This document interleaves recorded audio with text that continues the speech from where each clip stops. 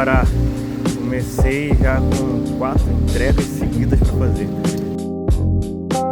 Peguei uma do iFood, peguei 3 da Uber. iFood!